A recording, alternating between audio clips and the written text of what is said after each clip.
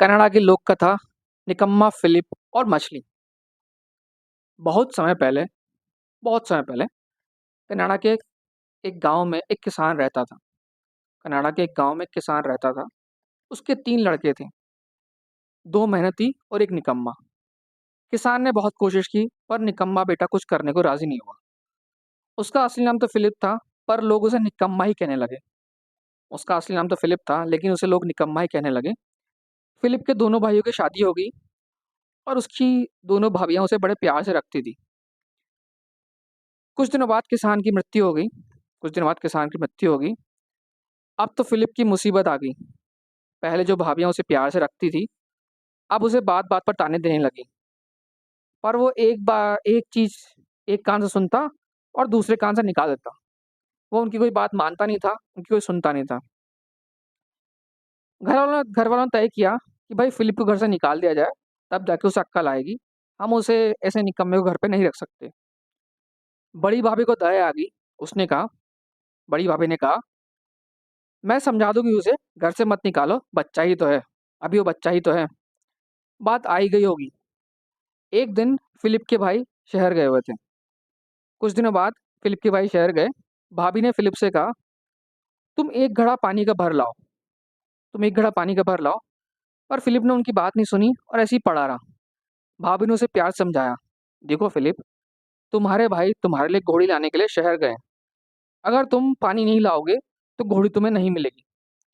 घोड़ी का नाम सुनते ही फिलिप जो है खुश हो गया। उसे घोड़ी चाहिए थी, तो वो पानी लेने चल दिया।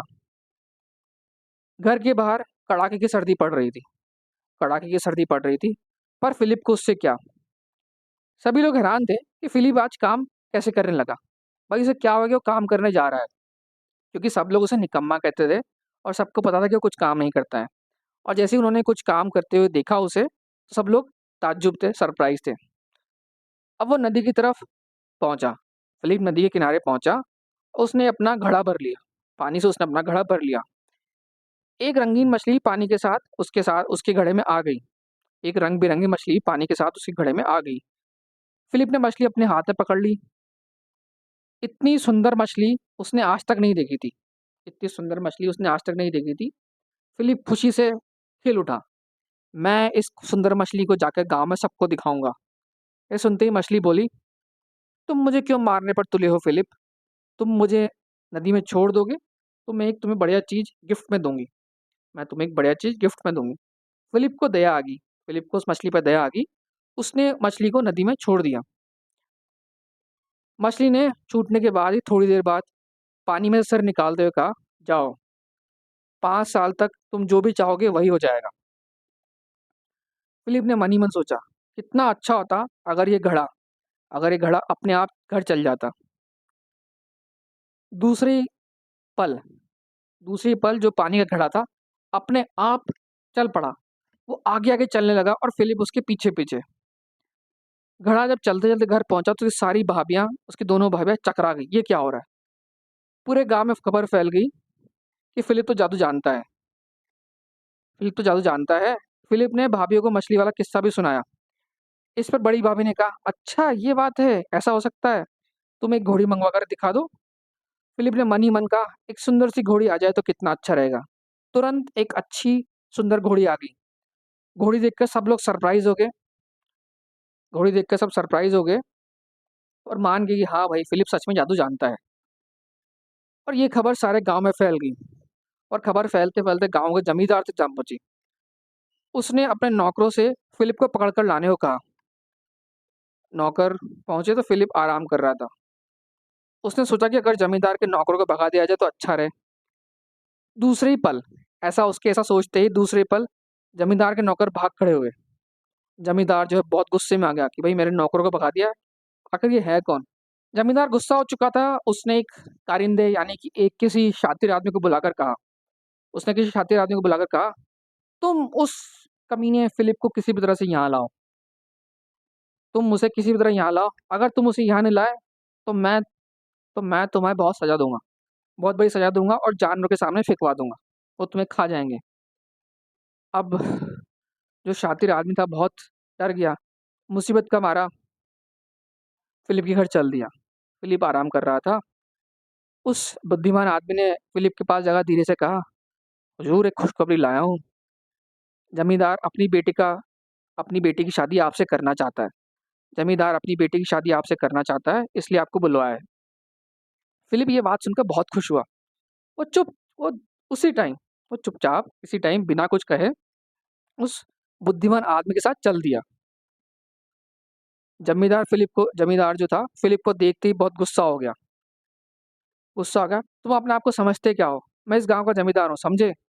फिलिप समझ गया कि उसे बड़ी चतुराई के साथ यहाँ लाया गया, झूठ बोलकर, और जमींदार ने उसे फंसा दिया। जमींदार के पास उसकी बेटी खड़ी थी। फिलिप ने सोचा कि यह लड़की अगर मेरी पत्नी बन जाए तो कितना अच्छा रहे। अगर मेरी शादी इस लड़के से हो जाए तो कितना अच्छा रहे। वो जैसे ही अपने घर जाने के लिए मुड़ा तो जमींदार की बेटी चिल्लाए, ठहरिए, ठहरिए, फिलिप, मैं तुम्हारी पत्नी बनूंगी, मुझे भी अपने साथ ले चलो। बेटे के साथ ऐसा सुनकर बेटी के मुंह से ऐसा सुनकर जमींदार बहुत गुस्सा आया। उसने फिलिप और अपनी बेटी को एक रस्सी से बांध दिया।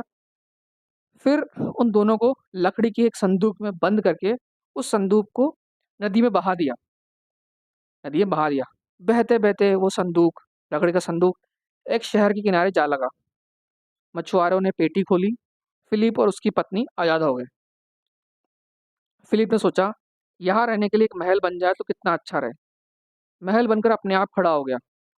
उस शहर के लोग देख नहीं पाए कितना शानदार महल था, क्योंकि उन्होंने ऐसा अजूबा पहले कभी देखा ही नहीं था।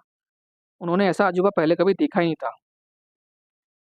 जमींदार की बेटी ने फिलिप से कहा, तुम अपना जो अपनी बॉडी खूबसूरत क्यों नहीं बनाते? काफी बदसूरत दिख रहे हो। फिलिप ने ऐसा ही सोचा कि मैं एक खूबसूरत नौजवान बन जाऊं, और ऐसा कहते हुए सुंदर युवक बन गया। अब फिलिप को भी समझ में आने लगा कि क्या हो रहा है। उसने जमींदार को यहाँ बुलवाया। जमींदार जो था फिलिप के पास पहुंचा तो उसकी शान शौकत, बड़ा महल, खूबसूरत उसकी शक्ल और नौकर चाकर देखकर बिल्कुल दंग रह गया। बिल्कुल बिल्कुल दंग रह गया, सरप्राइज हो गया। फिलिप ने एक एक प्लान बनाया। एक प्लान बनाया। उसे मछली के बताए 5 साल भी याद थे, और उसमें सिर्फ 2 महीने बचे हुए थे। फिलिप ने जमींदार से कहा, आप जो है मुझे अपना उत्तराधिकारी घोषित कर दो, या आप जो है अपनी सारी प्रॉपर्टी मुझे दे दो। बदले में मैं आपको लाखों रुपए के हीरे जवाहरात दे दूंगा। बदले में आपको लाखों रुपए के हीरे जवाहरात दे दूंगा। जमींदार तैयार हो गया। उसने सारी संपत्ति फिलिप के नाम कर दी, सारी प्रॉपर्टी फिलिप के नाम कर दी। फिलिप ने अपने दिए वरदान से लाखों रुपए के हीरे जवाहरात मंगवा लिए। जमींदार ने जमींदार खुश हो गया और खुशी से नाचने लगा। अब धीरे धीरे 2 महीने बीतने को आए। फिलिप ने अपना महल छोड़ा और जमींदार के महल में आकर रहने लगा। और दिन भर खेतों को संभालता और कारोबार देखता। सुबह से शाम तक मेहनत करता। और लोग हैरान थे कि भाई 5 साल में फिलिप कितना बदल गया है। 5 साल में फिलिप कितना बदल गया है। 5 साल खत्म होते ही जमींदार के हीरे जवाहरात गायब हो गए, और वो महल भी गायब हो गया जिसमें जमींदार रहता था। मतलब फिलिप जिसमें रहता था, जो उसने जमींदार को दिया था। और अब वो क्या करता, क्योंकि वो अपनी सारी प्रॉपर्टी जो है फिलिप के नाम कर चुका था। फिलिप जो अब बहुत ईमानदार, खेती संभालने वाला, मेहनत का इंसान और कारोबार में बिल्कुल एक्सपर्ट बन गया था। और सब लोग उसकी इज्जत करने लग गए थे। अब उसे कोई निकम्मा नहीं कहता था। उम्मीद है आपको ये कहानी पसंद आई होगी, और आपने इस कहानी से क्या कुछ सीखा है मुझे कमेंट बॉक्स में बताइए। मैं आपके लिए आगे भी ऐसी कहानियाँ लेके आता रहूँगा। अगर आपको लगता है कि इस कहानी से या इसमें दिए गए ऑब्जेक्टिव से आपके किसी दोस्त को फ़ायदा हो सकता है, या किसी और को कुछ बेनिफिट मिल सकता है, तो दिए गए लिंक को बाकी लोगों में शेयर कीजिए, और बाकी लोगों को भी इससे बेनिफिट दिलाइए। अगली कहानी तक के लिए have a good day, good bye.